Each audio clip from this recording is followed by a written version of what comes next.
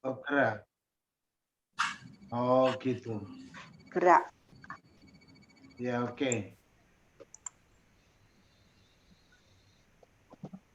Baik, para saudari yang dikasih Tuhan, sudah sejak tahun 2020 rencana retret kita ini tertunda terus dan akhirnya lewat live streaming di Zoom ini kita mewujudkan impian kita dari bahan yang pernah diberikan kepada saya, yaitu anggur baru dalam kantong baru. Dan tema ini sebenarnya untuk retret 5 hari, maka saya potong-potong dan menurut saya menjadi refleksi yang sebenarnya sangat dalam sekali maknanya. Karena ada pembaruan yang mungkin bisa menjadi semacam titik refleksi sekaligus semangat bagi para suster CM untuk memperbarui kehidupan yang sudah dialami selama ini. Dan saya secara pribadi ketika mempersiapkan dan juga akhirnya merefleksikan sendiri, banyak disemangati oleh spirit dibalik dari seruan apostolik yang Bapak Uskup buat dalam rangkaiannya dengan semacam ulang tahun untuk Konsili Vatikan kedua 50 tahun. Oleh karena itu ada beberapa hal yang mau kita bahas bersama di dalam retret ini.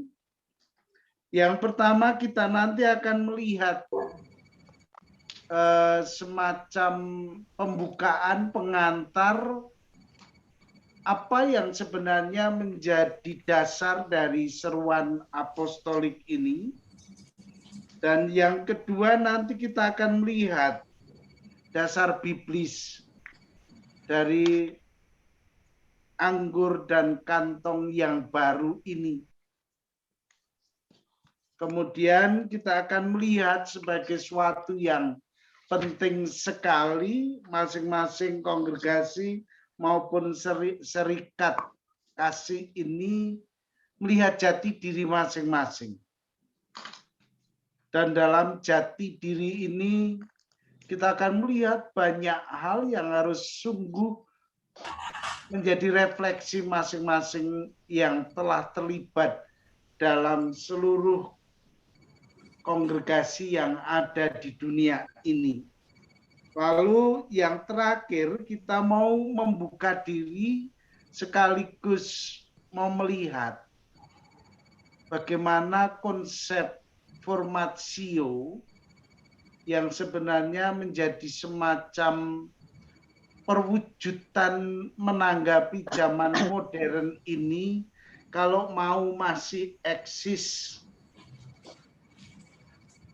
hadir di tengah dunia modern yang memang berbeda satu sama lain. Sangat luar biasa perubahan zaman ini. Maka nanti ada beberapa kritik keras yang dilakukan oleh konsili ataupun kepausan terhadap kehidupan membiara ini. Nah, ini garis besar dari seluruh pemikiran yang ada di balik surat dari Roma ini mengenai anggur yang baru dalam kantong kulit yang baru, kantong anggur yang baru. Nah, kita akan mulai yang pertama dan saya akan merubah frame dari ini. Dan saya akan mengajak untuk melihat dari yang sudah saya siapkan. Bisa dilihat. Masih belum muncul, masih. Belum muncul. Karena di sini nih di desa jadi rodo. Ya, sudah. Sudah. Oke. Jadi anggur baru dalam kantong kulit yang baru. Itulah judul yang menjadi refleksi retret ini, dan atas permintaan dari para suster CM ini saya hanya mempelajari. Saya nggak pernah membaca sebelumnya dan tidak tahu, tetapi lalu terpaksa membaca. Ini internetnya jelek banget nih, screen-nya belum bisa di-sharing. Sudah kelihatan sih. Sudah kelihatan kok, Mak. Sudah. Iya, tapi tidak penuh. Belum muncul ora kuat anune. Baik. Nah, sebenarnya ini pernah dibahas oleh Romo Suparman dalam tingkat KWI, menyampaikan ini, dan dalam acara bedah buku. Oleh karena itu kita akan melihat dan membaca dari isi buku ini, dan sebagai pengantar di sini bahwa Kongregasi Lembaga Hidup Bakti dan Serikat Hidup Kerasulan. Dikatakan bahwa Kongregasi Tarekat Hidup Bakti dan Serikat Hidup Kerasulan sejak tanggal 23 hingga 27 hingga 30 November 2014 menyelenggarakan sidang pleno dengan tema anggur baru dalam kantong kulit yang baru. Ini dalam kaitannya dengan hidup bakti 50 tahun setelah Lumen Gentium dan Perfecte Caritatis. Dan sidang pleno tersebut telah memberi perhatian pada perjalanan yang telah ditempuh oleh hidup bakti pada masa pasca konsili dengan mencoba merangkum tantangan-tantangan yang terus berlanjut. Dan ini yang menjadi refleksi dalam sekali kalau kita mau menanggapi ya di sini nih. Dan hasil dari sidang ini dijadikan sebagai pedoman yang disusun berdasarkan berbagai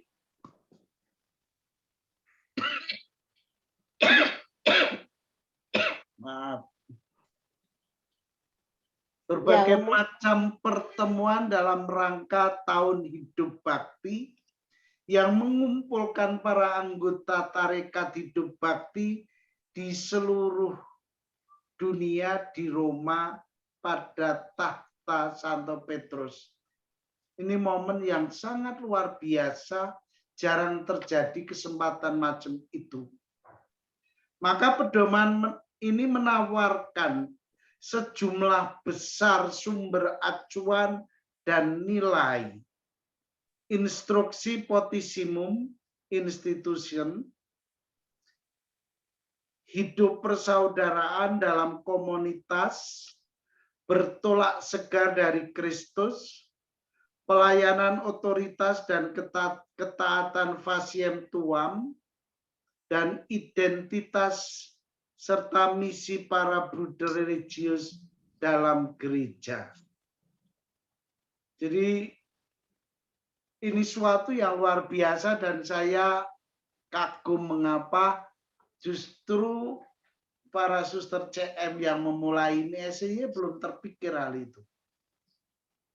Maka pedoman ini diletakkan segaris dengan latihan dalam penegasan Injil, di mana kita berusaha mengenali dalam terang roh panggilan yang oleh Allah digemakan dalam situasi historis ini.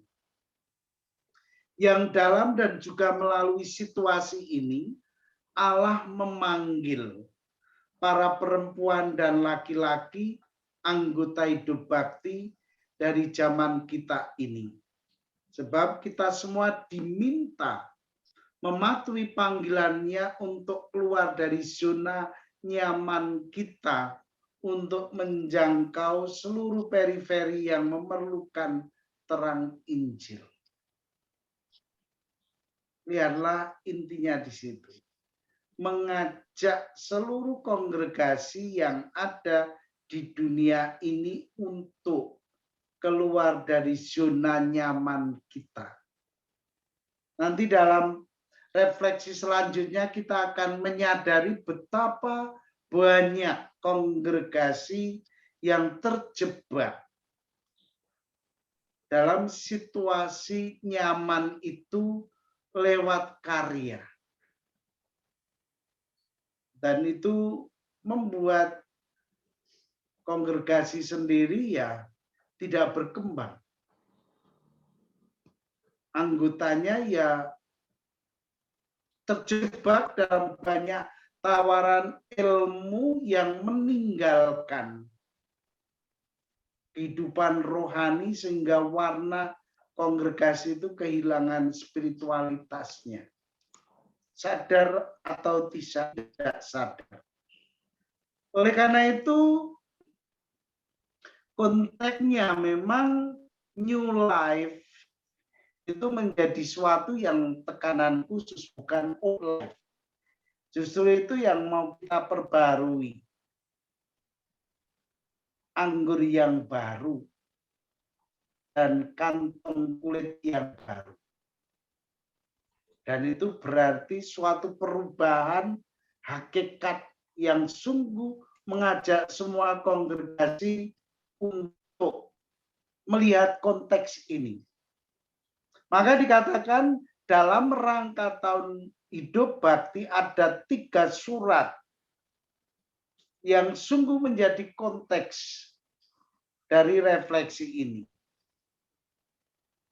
Yang pertama, bergembiralah, bersukacitalah, pancarkanlah sukacita, hiburlah, hiburlah umatmu, renungkanlah dan wartakanlah. Kaum hidup bakti menjadi pewarta sukacita Injil. Itu menjadi sungguh bagi kita jaminan sebenarnya di balik itu adalah kegembiraan yang sejati. Lalu konteks kedua adalah undangan untuk mendengarkan harapan-harapan zaman kita, yaitu menseriusi kerinduan dan pancaran pencarian. Kalau kita melihat salah satu refleksi yang pernah ditulis oleh salah satu uskup dari Filipina menghadapi zaman modern ini, banyak orang dalam kesepian karena kekayaan dan kehidupan modern, mereka mencari rindu akan tempat yang nyaman, yang memang gereja harus membuka semacam pintu dan jendelanya terhadap mereka yang rindu dan mencari kedamaian rohani itu. Oleh karena itu, berusaha memahami apa yang mengobarkan hati mereka dan sebaliknya, apa yang menimbulkan ketakutan dan perpecahan atau ketidakpedulian agar bisa menjadi rekan-rekan kerja sukacita dan pengharapan mereka. Beberapa tahun yang lalu, dalam konteks keluarga ini sudah ditanggapi dengan sangat luar biasa. Sukacita Injili.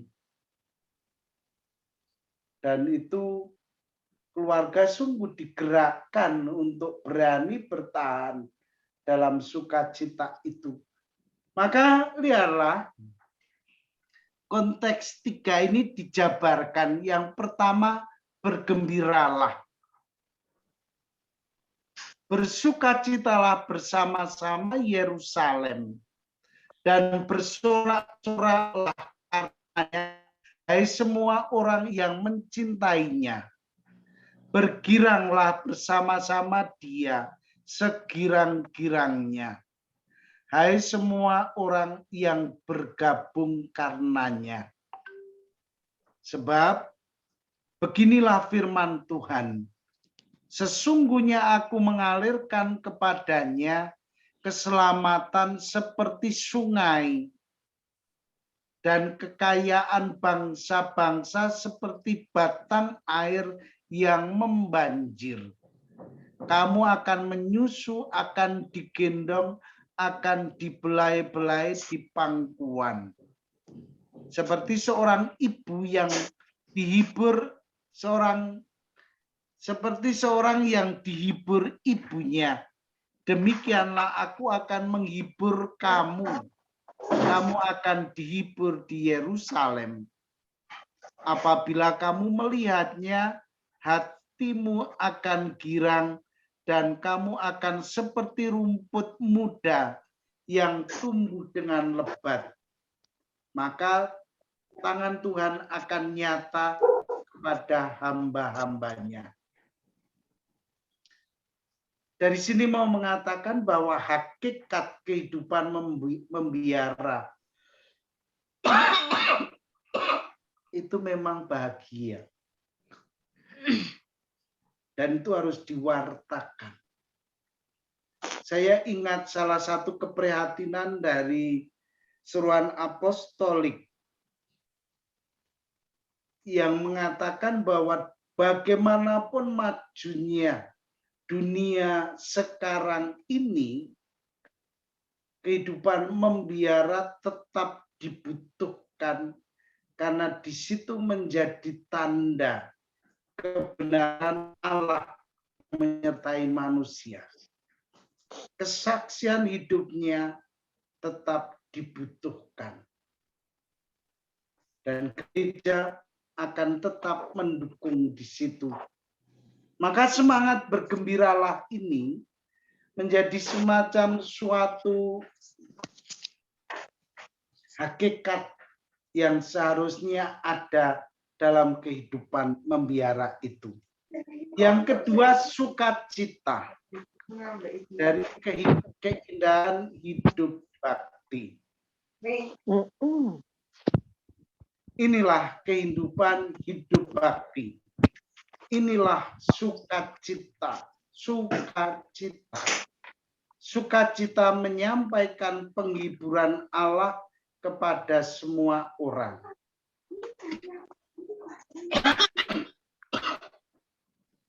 Ini adalah kata-kata yang diucapkan oleh Paus Fransiskus kepada pertemuan dengan para seminaris dan novis. Dikatakan tidak ada kesucian dalam kesedihan. Lanjut Bapak Suci. Jadi hakikat ini memang menjadi unsur penting bahwa tidak ada kesucian dalam kesedihan. Kehidupan hidup membiara itu sukacita. Keindahan hidup. Maka jangan berduka cita. Seperti orang lain yang tidak mempunyai pengharapan. Tulis Santo Paulus dalam Tesalonika. Dan sukacita bukanlah hiasan yang tidak berguna. Dan sukacita adalah suatu keharusan. Dasar hidup manusia. dalam perjuangannya sehari-hari, setiap orang mencoba mencapai sukacita dan tinggal di dalamnya dengan seluruh keberadaannya. Ini menjadi tantangan yang luar biasa, apalagi di zaman pandemi ini. Where is God when people suffering? Suatu pertanyaan refleksi yang begitu dalam ketika kita berhadapan dengan situasi yang tidak menyenangkan, situasi penderitaan.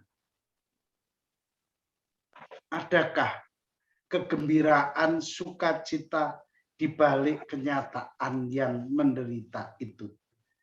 Yang ketiga adalah hiburkanlah umatku. 3 konteks tadi. Hiburkanlah umatku. Demikian firman Allah. Tenangkanlah hati Yerusalem. Kata-kata yang digunakan oleh Nabi Yesaya. Hiburkanlah, tenangkanlah hati. Kerap ditemukan di dalam perjanjian lama. Pengulangan ini memiliki makna istimewa dalam pembicaraan tentang kelembutan dan perasaan. Demikianlah Rut mengakui bahwa Boaz telah menghiburkan aku dan telah menenangkan hati. Atau dalam bagian terkenal dari kisah Nabi Hosea yang menyatakan kepada perempuan Gomer bahwa ia akan membujuk dia dan membawa dia ke padang gurun. Ia berbicara menenangkan hatinya untuk periode baru kesetiaan. Ada kutipan lainnya yang paralel, percakapan Sikem anak Hamor yang jatuh cinta pada Dina. Dan percakapan Lewi dari Efraim kepada gundeknya yang meninggalkannya. Hiburkanlah. Oleh karena itu inilah bahasa yang harus ditafsirkan dalam konteks kasih. Demikianlah tindakan dan percakapan bersama, lembut dan menguatkan, mengingatkan kita akan ikatan emosional kuat Allah, pengantin Israel. Hiburan ini harus merupakan epifani, rasa saling memiliki interaksi empati yang kuat, hubungan yang bersemangat dan hidup. Maka hidup itu bukan merupakan kata-kata dangkal yang menjemukan, tetapi belas kasih dan perhatian yang mendalam. Pelukan yang menguatkan dan pendampingan yang sabar dalam penemuan kembali jalan kesetiaan. Dalam pandangan Yesus, penghiburan adalah anugerah roh, parakletus. Penghiburan yang menguatkan kita dalam pencobaan-pencobaan dan menimbulkan harapan yang tidak mengecewakan. Penghiburan Kristiani menjadi dorongan harapan. Ini adalah kehadiran aktif roh dan buah roh. Dan buah roh ialah kasih, sukacita, damai, sejahtera, kesabaran, kemurahan, kebaikan, kesetiaan, kelemah lembutan, dan penguasa diri. Para Mbak Suster, sebenarnya mengapa ini saya sampaikan sebagai pengantar? Inilah sebenarnya jati diri sebagai hidup bakti. Bahwa kita itu diutus untuk membawa, mengajak, menyampaikan, mewartakan hakikat kehidupan seorang membiara itu adalah sukacita, bergembira.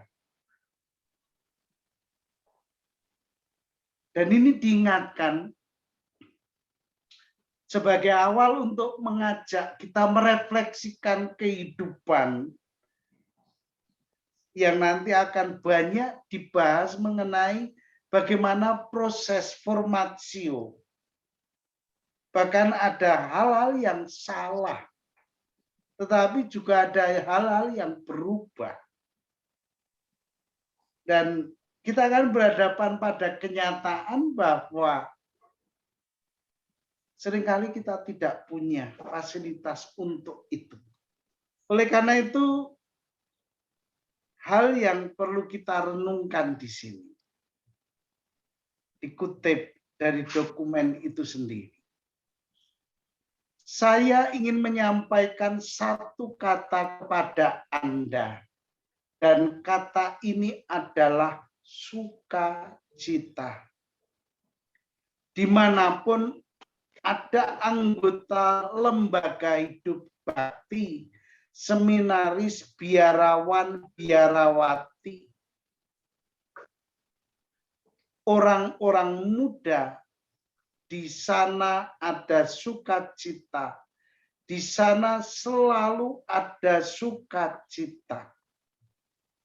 Tahun hidup bakti, sukacita kesegaran, sukacita mengikuti Yesus yang dianugerahkan Roh Kudus kepada kita, bukan sukacita dunia. Ada sukacita, tetapi di manakah sukacita dilahirkan? Tengoklah dalam hati Anda. Tengoklah kedalaman batin Anda dan bertanyalah kepada diri Anda. Apakah Anda memiliki hati yang menginginkan hal-hal besar? Atau hati yang telah dinina-bubukkan oleh berbagai macam hal? Apakah hati Anda selalu gelisah mencari, atau Anda membiarkan dicekik oleh macam-macam hal yang pada akhirnya mengeraskannya? Allah menantikan Anda. Ia mencari Anda. Bagaimana Anda menjawabnya?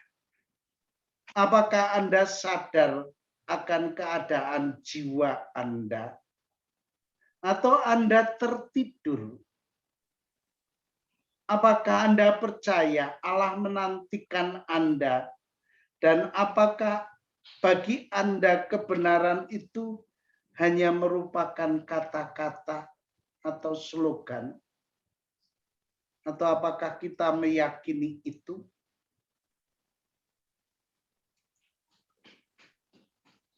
Kita boleh bertanya kepada diri kita. Apakah saya peduli pada Allah? Peduli untuk mewartakannya, memperkenalkannya? Atau apakah saya membiarkan diri saya ditarik oleh semangat duniawi yang mendorong orang-orang melakukan apa saja demi cinta diri? Kita, para anggota lembaga hidup bakti, memikirkan minat-minat pribadi kita, berfungsinya karya-karya kita, karir-karir kita. Wah, banyak sekali yang dapat kita pikirkan. Apakah saya boleh dikatakan merasa nyaman dalam hidup Kristiani saya, dalam hidup imamat saya, dalam hidup religius saya, dan juga dalam hidup komunitas saya? Atau apakah saya tidak henti-hentinya mempertahankan kekuatan kepedulian bagi Allah, bagi sabdanya, yang membuat saya melangkah keluar dari diri saya menuju orang-orang lain? Inilah jalan indah. Jalan indah menuju kesucian. Jangan mengatakan yang jelek tentang orang-orang lain. Tetapi Romo adalah masalah. Ceritakanlah kepada pembesar. Ceritakanlah kepada uskup yang dapat menolong. Jangan ceritakan kepada orang-orang yang tidak dapat menolong. Inilah yang penting, persaudaraan. Tetapi katakan pada saya, apakah Anda mau membicarakan yang jelek-jelek tentang ibu Anda, ayah Anda, saudara-saudari Anda? Tidak pernah. Tetapi mengapa Anda berlaku demikian di tarekat hidup bakti, di seminari, di dalam hidup imamatmu? Hanya ini, pikirkanlah persaudaraan. Kasih persaudaraan ini. Ini ajakan. Dari titik tolak sukacita itu mengajak kita merefleksikan diri. Dan ini akan menjadi bahan refleksi yang panjang sekali. Maka intinya ada di sini. Old and new. Selayaknya bahwa anggur yang lama diganti dengan yang baru dan kantong yang baru. Nanti kalau kita membahas ini sebagai dasar biblis akan menjadi jelas sekali. Karena memang proses yang terjadi dalam anggur yang baru itu membutuhkan tempat yang baru pula supaya keduanya tidak rusak. Dan itu yang diinginkan dalam seluruh pertemuan itu. Oleh karena itu saya mau mengajak kita melihat dari kata pengantar dan basic kehidupan religius yang hendaklah diwarnai oleh sukacita ini, melihat tujuan dari surat ini.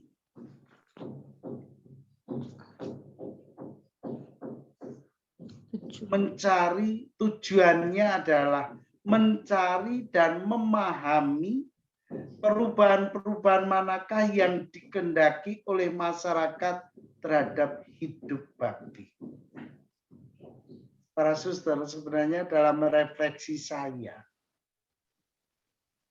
gaya hidup yang para suster hayati sebagai serikat sekuler ini seharusnya banyak menarik orang kalau konsep kesucian itu menjadi semacam semangat dari banyak orang yang ingin mencari itu. Dalam perkataan saya sebelumnya bahwa kehadiran hidup membiara itu memang sangat dibutuhkan di zaman modern ini.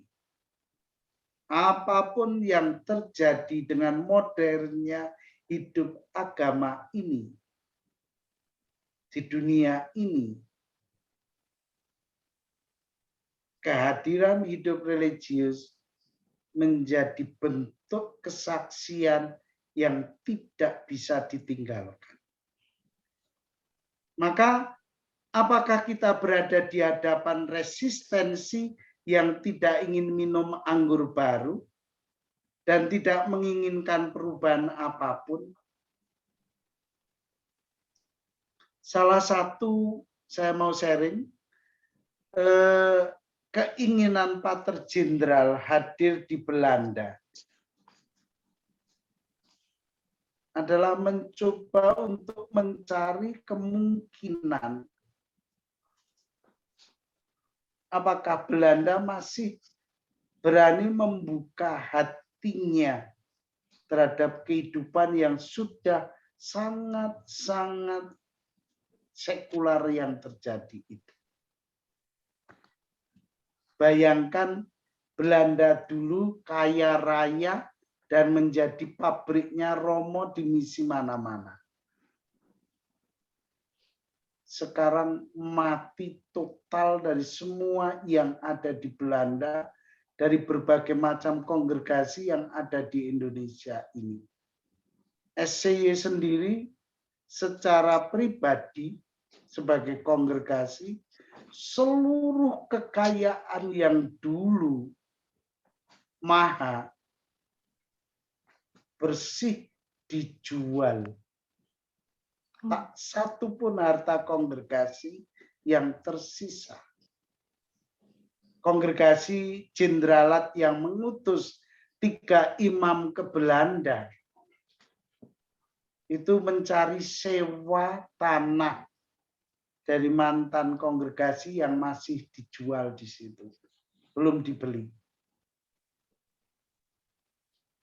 Dan di sini ada resistensi. Tidak berani minum anggur baru. Karena memang situasinya. Maka pertanyaan itu, atau kita akan terus ingin menempatkan anggur baru dalam kantong kulit yang lama? Ini menjadi pertanyaan yang sangat kritis untuk para suster. CM yang di Indonesia itu mau kemana? Quo vadis domine. Maka proses ini tidak cukup dengan merevisi konstitusi atau pembaruan luar. Namun harus disertai dengan pembaruan cara berada, cara bertindak, dan menghidupi vitalitas keseluruhan lembaga itu.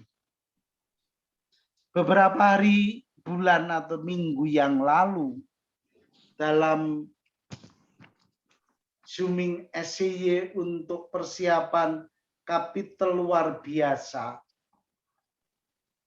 untuk melihat kondisi Indonesia sekarang ini, kami mengundang Romo Provinsial Yesuit untuk menjadi juru bicara. Dan dia mengatakan bahwa memang menghadapi zaman modern ini, kita harus berani berubah. Dan bagi saya yang sangat mengesankan dan perlu dievaluasi dalam arti bagaimana hasil dari keputusan ini, frater-frater Yesuit itu sekarang diberi izin untuk menggunakan HP karena tuntutan zaman modern ini tidak bisa dihalangi. Dari semua kongregasi yang ada di Indonesia, bahkan di luar negeri, dalam proses formatio belum diperkenankan untuk menggunakan HP. Yang mau saya katakan, Yesuit berani menanggapi situasi itu. Karena dia melihat, maka proses ini tidak cukup hanya merevisi konstitusi. Harus ada perubahan secara total dalam kehidupannya.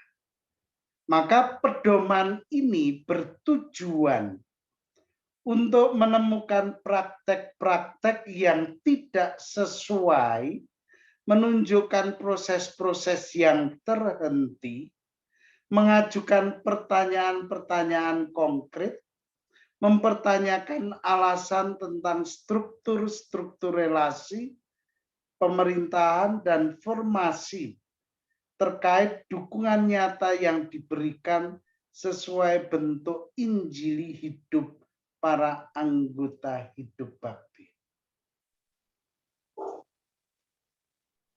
Nah, ini menjadi semacam pertanyaan untuk semuanya. Maka ini menguji dengan paresia, keberanian, kepercayaan diri, keteguhan hati, dan kesungguhan kantong-kantong kulit untuk menyimpan anggur-anggur baru yang terus dicurahkan oleh Roh Kudus kepada gereja. Dan mendesak untuk melakukan perubahan dengan aksi nyata jangka pendek dan jangka panjang. Maka ini adalah latihan penegasan Injil, mengenali dalam terang Roh Kudus panggilan yang Allah gemakan dalam situasi historis ini.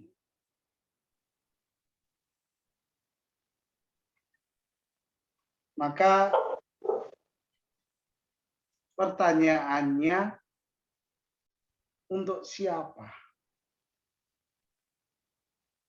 Seruan apostolik anggur yang lama dan kantong anggur yang baru ini. Dikatakan ini ditujukan bagi para pemimpin dan para anggota tarekat hidup bakti dan serikat hidup kerasulan untuk semakin bertumbuh dan berkembang sebagai komunitas persaudaraan sebagaimana dikehendaki Allah. Dan diharapkan umat awam juga dianjurkan membaca agar mengetahui dinamika yang terjadi di dalam tarekat hidup bakti dan serikat hidup kerasulan, serta orang-orang yang membaktikan diri bagi Allah. Nah, para suster, ini pertanyaan refleksi sebagai pembuka.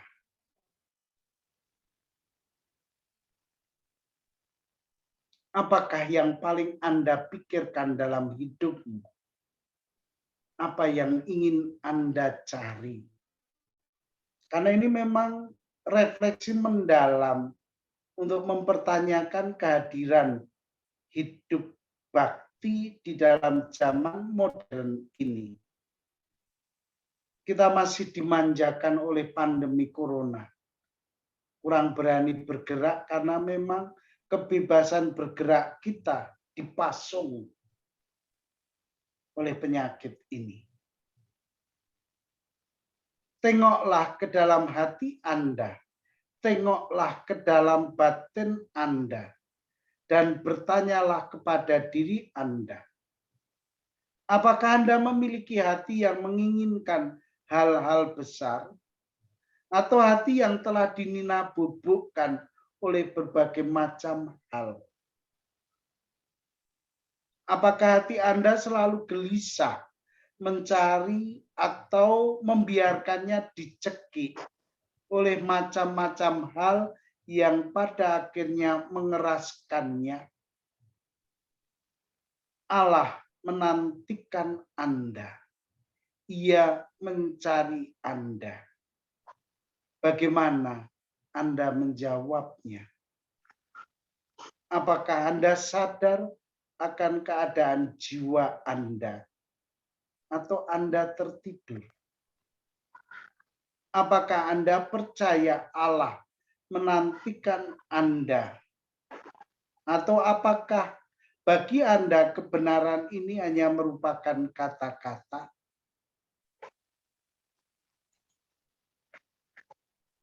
Nah, para suster, mbak-mbak yang terkasih. Ini pembukaan.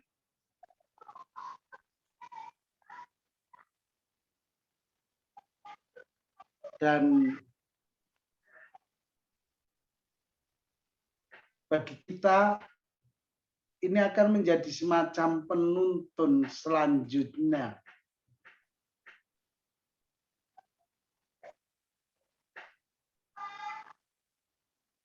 Oleh karena itu,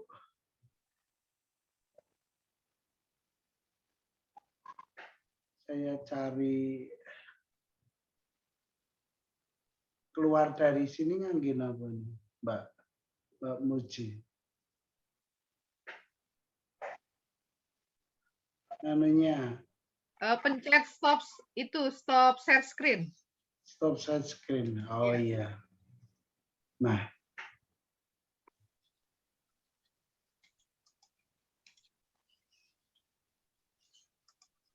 jadi itu pengantar untuk menjadi titik tolak. Dan kita akan mendalami sejenak nanti. Memahami dari segi biblis. Dan bahannya saya bisa sharingkan mulai hari ini semua, tapi saya tidak yakin apakah lewat WhatsApp bisa terkirim bahan itu. Ada Bisa.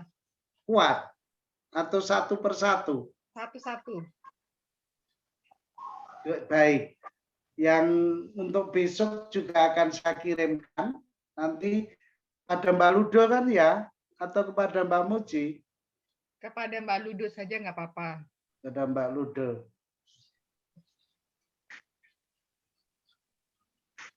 Ada pertanyaan arahnya mau kemana kita dengan kata pengantar tadi, bisa menangkap.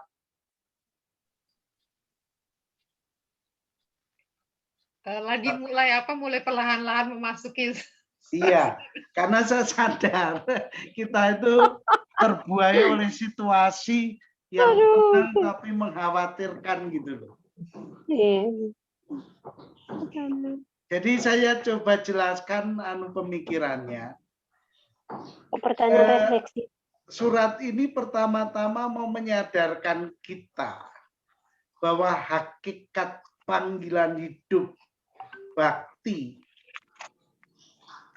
itu adalah sukacita. Berbahagialah, bersukacitalah, misinya hiburkanlah.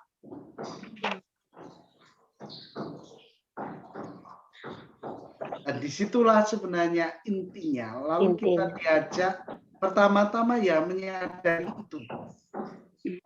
Apakah penghayatan hidup saya terhadap panggilan Allah ini secara pribadi saya itu sudah mengalami sukacita yang seharusnya menjadi bekal selanjutnya dalam penyampaiannya kepada orang-orang itu. Maka kita digugah dalam tujuannya untuk membawa pada orang-orang di sekitar kita mengalaminya. Atau saya terjebak pada situasi yang nanti akan lebih dalam lagi, kenyataan yang tidak mau move on. Move on-nya itu. Nah, oke, ini refleksi pertama. Saya kembalikan, kalau ada pertanyaan monggo, karena masih ada beberapa waktu. Kalau tidak boleh ditutup, lalu kita akan ketemu nanti pada setelah ini ibadat sore ya, jam 6. Sekarang masih jam 5. Boleh nggak pertanyaan refleksi tadimu? Oh iya. Okay. Sudah aku kirim di grup, Anton. Oh iya, baiklah. Mbak Anton, nanti tak kirim kepada Mbak. Oke, makasih. Tadi saya moto dan sudah saya kirim di grup. Oke, good. Tapi bahannya saya akan bagikan. Iya.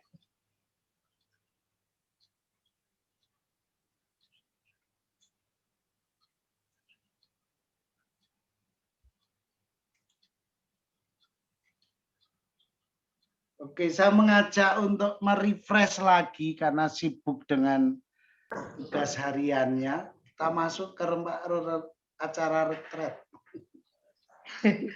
Baik, Romo. Ya. Ya, dari pengantar ini kayaknya sudah padat ya. Saya membacanya saja sudah langsung maknyut-nyut gitu. Ada banyak pertanyaan-pertanyaan refleksi yang akhirnya balik sudah luar biasa gitu kan. Misalnya ketika kita bicara masalah yang pengantar tentang bagaimana hidup membiara, bagaimana hidup selibat, bagaimana hidup bakti, itu memang diarahkan untuk sampai kepada bergembira, bersukacita, kemudian hiburkanlah ya. Saya sempat beberapa mencatat dari kitab-kitab ini biar nanti mudah membacanya. Tapi kemudian setelah itu pertanyaan-pertanyaan yang untuk direnungkan itu berat juga, Romo. Nah, ya itu. Mesti ngubek-ngubek perasaan-perasaan hati kita, peristiwa-peristiwa ya, yang seperti di-refresh ulang lagi. Ini bukan hanya setahun, 2 tahun, tapi mungkin dari bahkan sejak awal ya.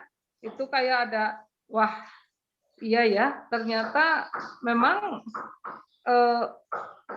luar biasa kita bisa sampai menjalani kayak kami, apalagi Muji yang sudah lebih dahulu ya, awal-awal kan, dari tahun 1999 sampai hari ini. Dan dengan teman-teman yang baru, kemudian menemukan teman-teman bersama-sama di Indonesia, kemudian mengumpulkan perjalanan-perjalanan itu kan luar biasa ya dengan segala dinamikanya ya. Tetapi kemudian ketika sampai yang lebih dalam lagi, ketika mau masuk seperti ke arah ke komunitas begitu, di sana dipertanyakan, ada yang bagus sekali Romo katakan tadi tentang keluarga, kemudian terakhir-terakhir dia menanyakan bagaimana tentang kita yang hidup di seminaris, yang hidup di dalam keluarga hidup bakti, mengapa kita bisa seperti itu, sementara dengan keluarga kita berusaha sebaik mungkin seperti itu.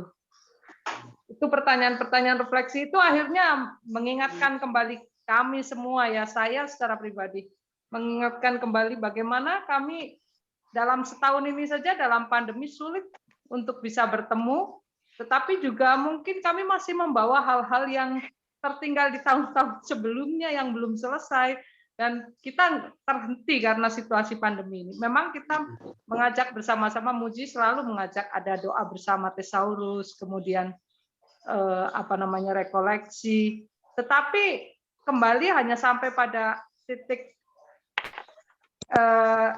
pribadi kan, untuk bertemu, untuk ini kan, untuk interaksinya kan sulit Romo. Ya. Untuk bisa mengalami suatu interaksi itu kan sulit dalam 2 tahun ini.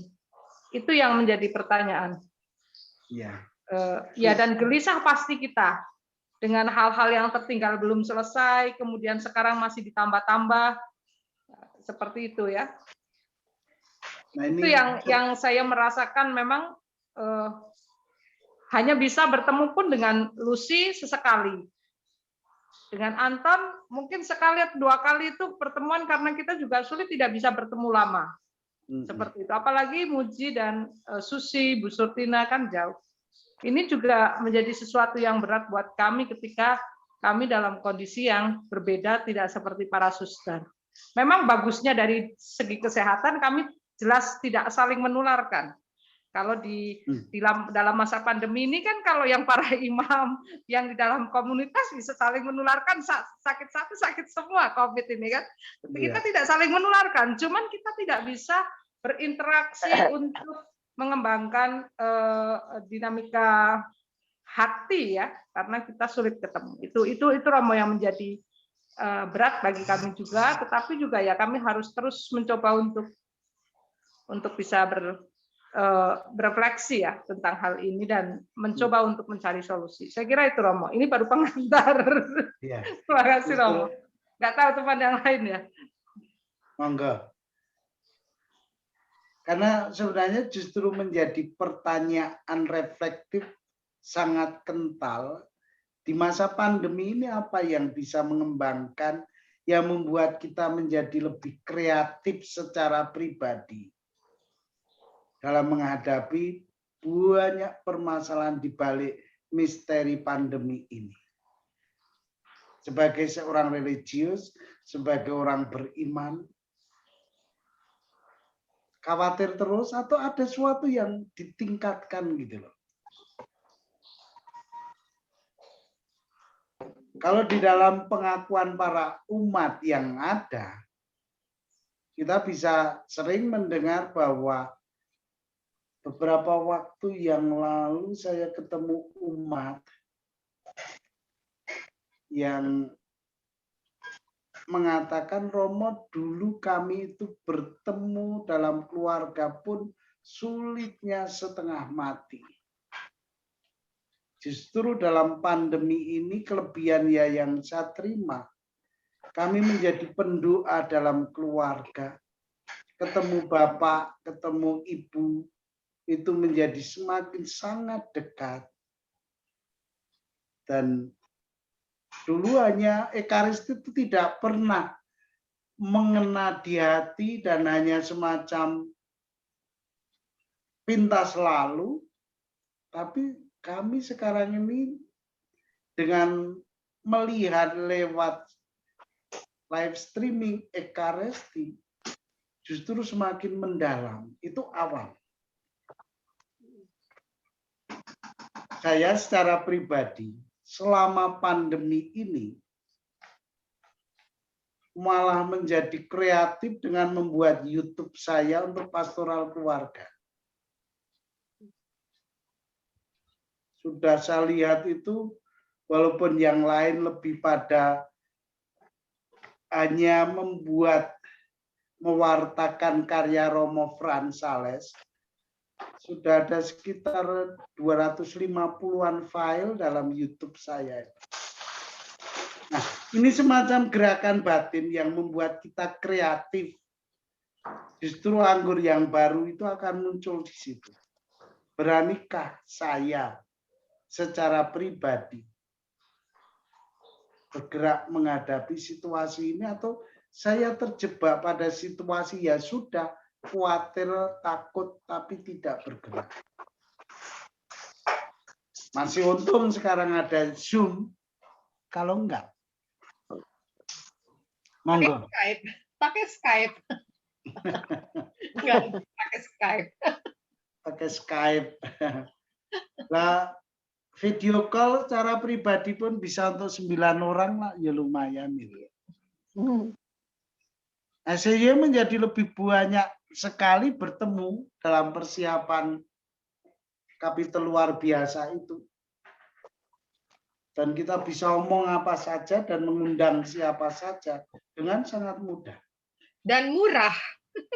Nah, nggak pakai transport. Nggak pakai transport. Tadi kalau Mbak Ludo mengatakan bagaimana kedekatan relasi hati. Karena ini memang hakikatnya kan sukacita toh. Apakah kita itu sebagai kelompok persaudaraan itu berbagi? Nah, itu menjadi pertanyaan refleksi. Monggo, kalau masih pembukaan karena masih panjang nanti.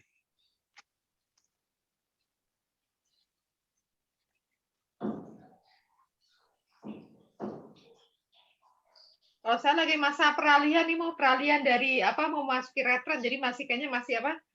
Masih ada di dua dunia nih.